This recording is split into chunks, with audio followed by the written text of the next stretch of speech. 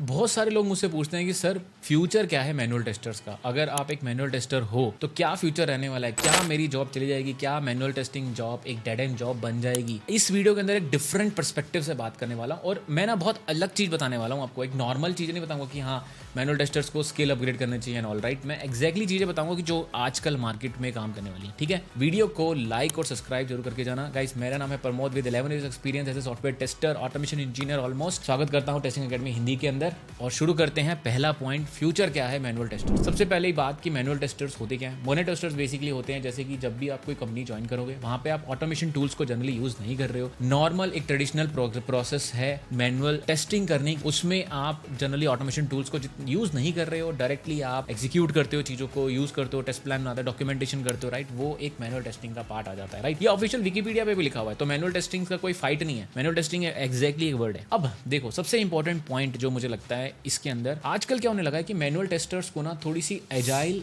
और डेवऑप्स की knowledge, agile की स्पेशली मैं बताना चाहूंगा, एजाइल की नॉलेज बहुत इंपॉर्टेंट हो गई है। अब ये एजाइल क्या है, तो एजाइल बेसिकली जो टर्मिनोलॉजी यूज होती है, राइट, एजाइल और स्क्रम फ्रेमवर्क जो नए आ चुके हैं जिसके अंदर कैसे आपको बहुत सारे टास्क जो होते हैं उनको करना होता है, राइट। तो जीरा जनरली पीपल यूज करते हैं, उसके अंदर वो स्क्रम फ्रेमवर्क को यूज करते हैं, राइट। उसके अंदर वो स्प्रिंग बैकलॉग वगैरह बहुत सारी चीजें बनाते हैं जो कि मैंने अपने इंग्लिश चैनल पे प्रॉपरली वीडियोस बना रखी हैं। और मैंने एजाइल का एक फ्री कोर्स भी बना रखा है जो आपको मिल जाएगा sdet.live/agile पे। फ्री ऑफ द कोर्स है जिसके अंदर मैंने agile terminology, principles, scrum framework properly जीरा के साथ डेमो में एक्सप्लेन किया हुआ है। तो इससे एडवांटेज क्या होती है कि मैनुअल टेस्टर्स को एजाइल और स्क्रम सीखना आजकल ऑलमोस्ट लाइक मैंडेटरी हो चुका है। ये मैं आपको बताना चाहता था कि फ्यूचर यही है। फ्यूचर क्या है, अगर आप मैनुअल टेस्टर हो तो आपने नहीं सीखा है तो प्लीज अजाइल और स्क्रम को अपनी रिज्यूमे में ऐड करना शुरू कर दो, राइट। अगर आप चाहते हो तो PSM1 जो कि प्रोफेशनल स्क्रम मास्टर सर्टिफिकेशन भी होता है वो आप जरूर ले सकते हो, राइट। अपने ऑर्गेनाइजेशन से बात करो और उनसे लेने की कोशिश करो। मैंने भी लिया है, मैंने स्क्रम मास्टर का सर्टिफिकेट लिया, बहुत अच्छा है, बहुत अच्छी चीज़ है। आपको क्लैरिटी मिलती है कि कैसे आपको जितनी भी टिकट्स मिली हुई हैं मैनुअल टेस्टिंग की आप कैसे उसको डिलीवर कर सकते हो, कैसे रेट्रोस्पेक्ट कर सकते हो, कैसे जो चीज़ें नहीं हुई हैं उसको नेक्स्ट में कर सकते हो,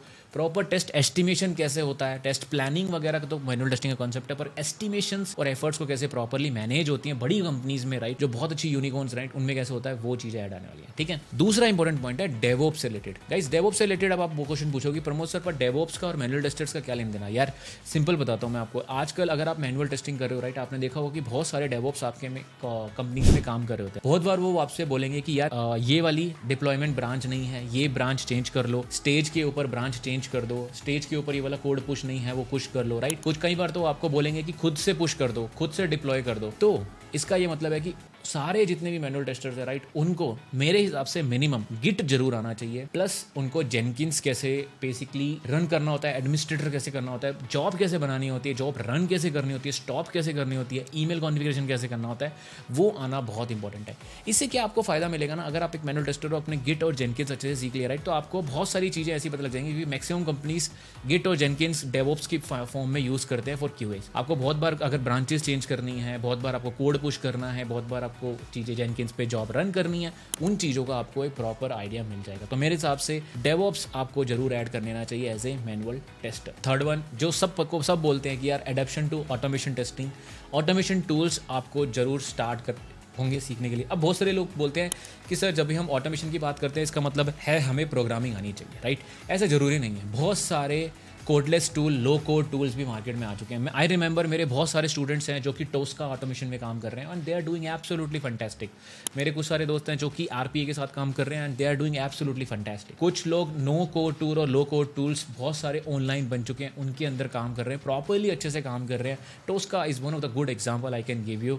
टेक्स सिग्मा है और बहुत सारे हैं आपको मिल जाएंगे जिसके अंदर वो काम कर रहे हैं, जिसमें प्रोग्रामिंग लैंग्वेज आपको बहुत मिनिमम चाहिए। But as a manual tester आपको एक बेटर सैलरी चाहिए, बेटर अपॉर्चुनिटी चाहिए, तो आप इन टूल्स की तरफ भी जा सकते हैं, ऑटोमेशन की तरफ भी जा सकते हैं। बट मेरा रिकमेंडेशन यही है कि अगर आप चाहते हैं और करना चाहते हैं तो यार प्रोग्रामिंग लैंग्वेज जावा चूज करने के बाद आप रेस्ट एश्योर्ड और सेलेनियम जरूर सीख लीजिए, जिससे कि आपका वेब ऑटोमेशन और API ऑटोमेशन स्ट्रॉन्ग हो जाए।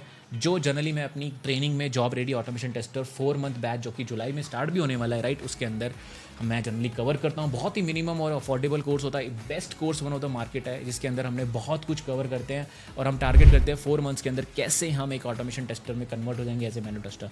तो आप जरूर ऑटोमेशन की तरफ जाना शुरू करिए। इंपॉर्टेंट पॉइंट लास्ट वन जिसके बारे में, डोमेन एक्सपर्टीज। जब भी आप एक मैनुअल टेस्टर बनते हो राइट, 3 साल 4 साल बाद 5 साल बाद एक डोमेन एक्सपर्टीज आ जाती है। मतलब जब मैं काम करता था खुद राइट, तो मुझे बैंकिंग डोमेन के बारे में बहुत कुछ पता चल गया था कि कैसे ट्रांजेक्शन होते हैं, कैसे क्रेडिट कार्ड वगैरह हैंडल होते हैं, बहुत सारी चीज़ें मुझे पता चल गई थी। जब मैंने नेक्स्ट कंपनी ज्वाइन करी तो बैंकिंग में जब मैंने ज्वाइन करी राइट, तो मुझे हायर पैकेजेस मिल रहे थे, ये मैंने नोटिस करा। तो डोमेन एक्सपर्टीज करना बहुत इंपॉर्टेंट है। सब्जेक्ट मैटर एक्सपर्ट जिसको SME कहते हैं राइट, अगर आप मैनुअल टेस्टर भी हो राइट, सब्जेक्ट मैटर एक्सपर्ट आप एक पर्टिकुलर डोमेन में बन जाते हो राइट, बहुत अच्छी चीज़ें मिलती हैं। मतलब आई रिमेंबर जब मैं E-कॉमर्स की वेबसाइट जब मैं सेकंड टाइम ज्वाइन करने गया था राइट, तो बहुत सारे मेरे दोस्तों को E-कॉमर्स जिन्होंने प्रीवियस में कर रखा था राइट, प्रीवियस में टेस्ट भी कर रखा था राइट, बहुत सारे। तो जैसे नाइका में लोगों ने ज्वाइन करा, नाइका E-कॉमर्स वेबसाइट, तो उनको बहुत अच्छी अपॉर्चुनिटी मिली, बहुत अच्छे मतलब आई थिंक सैलरी वगैरह भी बहुत अच्छी मिली, क्योंकि उनका सब्जेक्ट मैटर एक्सपर्ट था E-कॉमर्स के अंदर राइट। तो ये चीज़ बहुत इंपॉर्टेंट है, ठीक है। तो मैंने थोड़ी डिफरेंट पर्सपेक्टिव से बात करी है future of manual testing. I think यही इंपॉर्टेंट टॉपिक्स हैं, agile, DevOps, automation, domain expertise. इन चीज़ों को ऐड करना पड़ेगा रिज्यूमे में, इन चीज़ों से ही आप ग्रो कर सकते हो मैनुअल टेस्टर्स। स्पेशली मेरी रिकमेंडेशन रहेगी ब्राइस, और you are stopping yourself to becoming an automation engineer. मैं जनरली बोलता हूँ राइट। अच्छी लगी वीडियो तो लाइक और सब्सक्राइब करके जाना। अच्छी लग रही है this kind of videos, existing subscriber हो तो थैंक्स फॉर ज्वाइनिंग, अगर नए हो तो सब्सक्राइब जरूर करके जाना। मिलता हूँ अगली वीडियो में। What do you think about future manual testing, comment में मुझे अभी बताओ, मैं सबको रिप्लाई करूँगा, ठीक है। मिलता हूँ अगली वीडियो में, बाय बाय। और जॉब रेडी ऑटोमेशन टेस्टर आ चुका है, साइन अप कर लेना अच्छे से। मिलता हूँ लाइव क्लासेस में, बाय।